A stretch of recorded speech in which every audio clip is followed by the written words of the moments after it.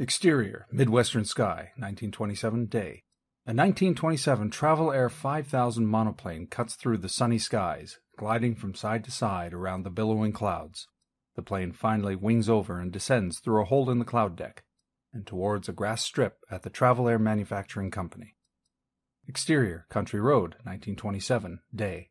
A delivery truck barrels up the road with a sign on the door reading, Turner Coal Company. Subtitle on screen says Wichita, Kansas, 1927. At the wheel is 21-year-old Louise Thaden, hand out the window, flying it up and down in the breeze. She looks down to examine her delivery sheet list.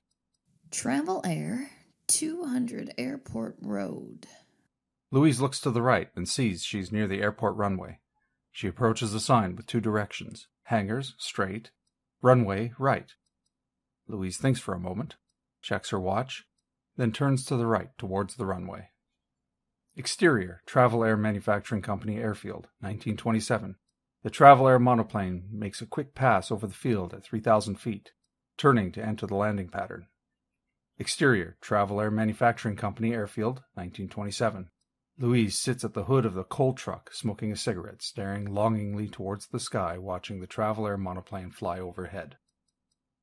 Exterior, Louise's family home, Arkansas, day, flashback. Young Louise, as a 10-year-old girl, approaches the family barn. She climbs the steps into the loft, looks out and down from the high position she's put herself. Young Louise smiles and extends her arms out wide. Exterior, Travel Air Manufacturing Company Airfield, 1927, day. Lost in thought, Louise is surprised by a car pulling up beside her truck. Louise puts out her cigarette, looking embarrassed, and stands up quickly, looking out the car window. Her boss, Mr. Turner, turns off the car and steps out. Mr. Turner! Sir, I was just... Relax, Louise. You're allowed to take a break. It can get tiring selling coal all day to stuffy business folks. It's certainly not as exciting as all this. Mr. Turner gestures toward the airfield. Louise watches the Travel Air monoplane touch down as a second, nicer car pulls up. Out pops a well-dressed Walter Beach, 30-something, owner of the Travel Air Company. Mr. Beach. Mr. Turner walks to greet Walter. Louise follows, straightening her hair and shirt in front of her boss's client. Well, I'm going to get fired. Walter shakes hands with Mr. Turner. Ah, Mr. Turner. Thanks for taking the time to meet me here. I know things are rather busy for you over at the coal company. No, not at all. She was here just like you said she'd be.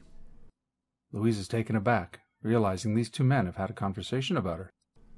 It's always impressive to come over here and see the excitement. I'd like to introduce you to one of our sales girls, Miss Louise McFetridge. Mr. Turner turns to Louise. Louise, this is Walter Beach, one of the owners here. I know who you are, Mr. Beach. Nice to meet you. A look of recognition comes across Walter's face, putting a name to the face. My pleasure. I've seen you hanging out around here quite a bit. Walter smiles and takes this in for a moment. So, Miss McFetridge, you like airplanes, huh?